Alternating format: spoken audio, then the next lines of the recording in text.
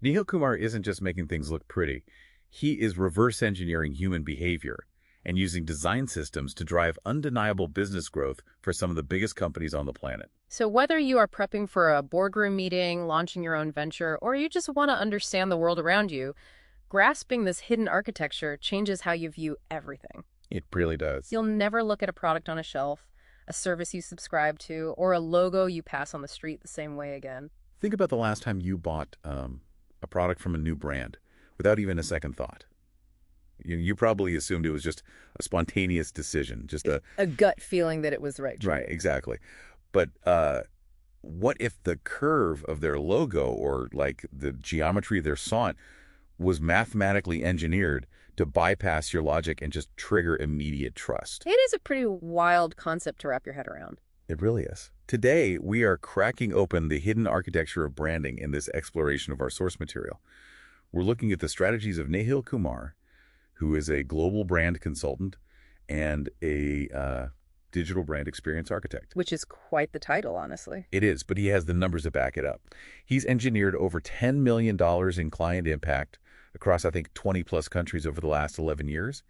And his playbook reveals exactly how global brands guide consumer psychology to drive massive revenue. Well, in a market where we are all constantly drowning in information overload, what makes his approach stand out is the seamless marriage of two fields that usually sit on opposite sides of the building. You mean the data and the creative side? Exactly. You have hard, data-driven analytics on one hand, and then deep qualitative consumer psychology on the other. I have to be honest here, though.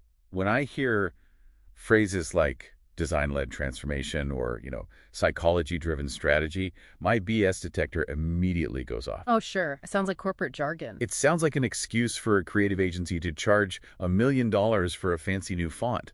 It's like trying to pick out the paint colors for a house before you even prepare the foundation. So, prove to me this actually moves the needle, because how do you even build a brand on psychology? It is a completely fair reaction. A lot of agencies do just sell you a pretty font, but a true brand architect refuses to even think about a logo until they've done a psychological deep dive. Okay, so what does that actually look like?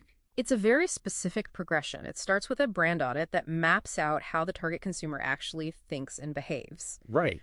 Only then do you move to strategic positioning, where you craft the behavioral messaging to match that exact psychology.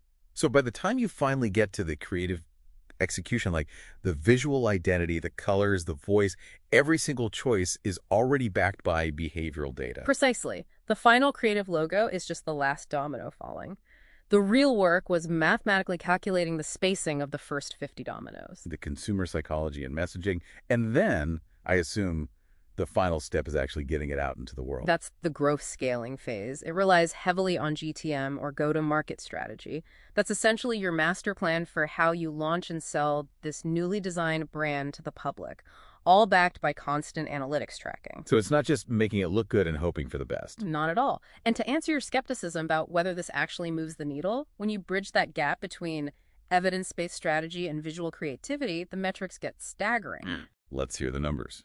We are looking at a 75% increase in repeat customers, a 73% increase in brand experience. Wait, 73%? Yeah, and a 52% increase in overall brand impact.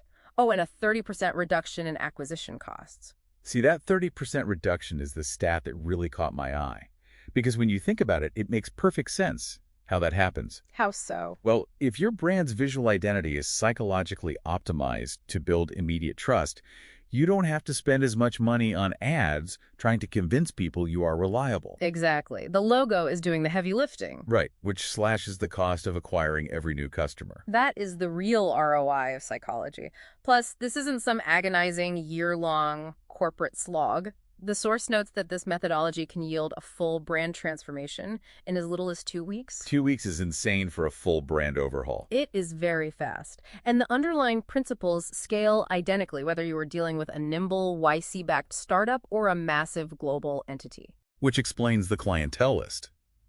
The document names Nike USA, Google, Shell, Sequoia Capital, Gold's Gym USA, Bombay Shaving Company, and the Times of India. It's a very diverse group of heavyweights. It really is. But Okay, dropping names like Google and Shell is impressive, but those numbers and names sound great in a vacuum. To really buy into this, I need to see what this psychological design looks like on a real-world canvas. You want a concrete example? Yeah, like how do you physically design a behavioral trigger into a brand without just drawing a literal picture of a brain on a billboard? Let's look at a specific case study from the material for a brand called brandblinks.com. Okay. As a consultancy, their primary hurdle is getting clients to trust them with their business problems. So their entire visual identity is meticulously calculated to solve that problem before a word is even spoken. It starts with circular geometry and symmetry. Right, because psychological research shows that circles evoke feelings of inclusivity, harmony, and trustworthiness. You just instantly feel safe. Exactly. And then there is the typeface psychology. They didn't just pick a font that looked cool. They never do, they? Nope. The curves of the letters are deliberately chosen to bridge the gap between logic, the analytical left side of the brain, and creativity on the right. Oh, I see. So it softens the rational, sometimes cold edge of traditional consulting. Yes, making the brand feel collaborative and welcoming.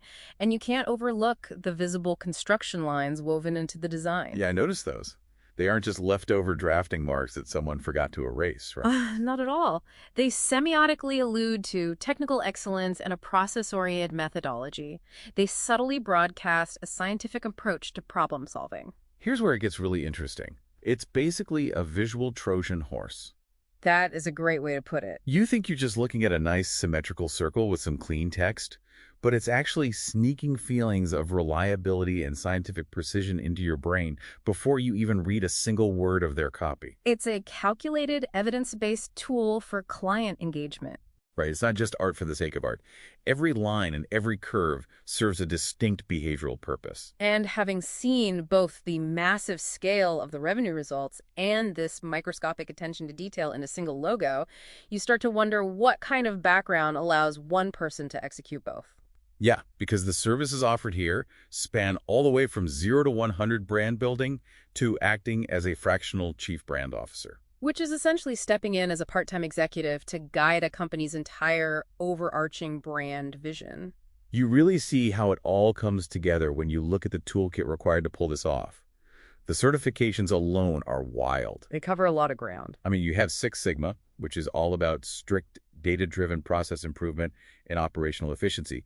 Then you have SEMrush and Apple Search Ads certifications for digital growth. And a brand management certification, plus IELTS certification. And then, out of nowhere, cinematography. You don't usually see Six Sigma, which is pure data, sitting on the same resume as cinematography, which is pure visual storytelling. This raises an important question, though. We so often silo our skills, but combining the rigid operational efficiency of a Six Sigma analytics mindset with the emotive narrative skills of cinematography. That's exactly what allows a brand architect to deliver end-to-end brand building and reinvention. Yes, you need the math and you need the magic. It allows them to manipulate both the spreadsheet and the human heart. And as technology evolves, it makes you wonder what's next. With AI, you mean? Exactly. The next time you feel an instant sense of trust with a new brand, or you click buy without a second thought, ask yourself, was that really your spontaneous decision? Or did a brand architect carefully design that exact psychological response using something as simple as the curve of a letter or an invisible construction line?